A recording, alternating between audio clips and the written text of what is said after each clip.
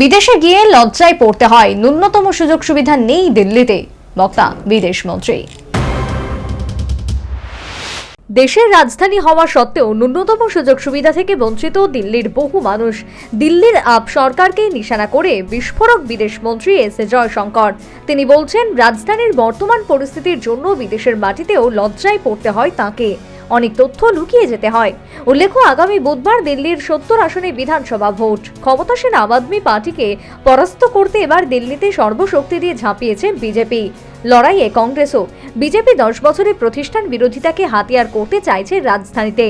এমনিতে জয়শঙ্কর রাজনীতির লোক নন, আমলাতন্ত্র থেকে উঠে এসে বিদেশমন্ত্রী হয়েছেন। সেভাবে ভোটের প্রচারে দেখা যায় না তাকে। এবার দিল্লিতে অবশ্য তাকেও ভোট প্রচারে নামিয়ে দিয়েছে বিজেপি।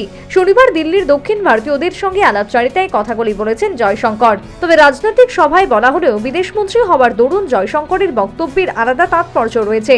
মজার কথা হলো, দিল্লির পরিকাঠামো নিয়ে যে অভিযোগ জয়শঙ্কর করছেন তার দায় অবশ্য সামান্য হলেও কেন্দ্রের উপর বর্তায়, কারণ দিল্লি এখনো কেন্দ্রশাসিত অঞ্চল। জয়শঙ্কর বলছে, যখন আমি কোনো বিদেশ সফরে যাই আমাকে একটা জিনিস লুকোতে হয়, আমাকে লজ্জায় পড়তে হয় বিদেশে গিয়ে। এটা বলতে হয়, দেশের রাজধানীতে বসবাস করা বহু মানুষ ন্যূনতম সুযোগ সুবিধা থেকে বঞ্চিত। বাড়ি পান না, জল জীবন মিশনের অধীনে জল পান না, আয়ুষ্মান ভারতের অধীনে স্বাস্থ্য পরিষেবা পান না। জয়শঙ্করের বক্তব্য, এটা খুব দুর্ভাগ্যজনক যে গত 10 বছরে দিল্লি পিছিয়ে পড়েছে। দিল্লিবাসীর একটা বড় অংশ ন্যূনতম সুযোগ সুবিধা পাচ্ছে না। বিদেশমন্ত্রীর অভিযোগ, আপের আমলে মানুষ দিল্লিতে বিশুদ্ধ জল, বিদ্যুৎ, গ্যাস সিলিন্ডার এবং স্বাস্থ্য পরিকাঠামোর অধিকার থেকে বঞ্চিত।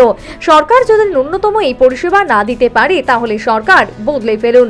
National bureau report, news vanguard.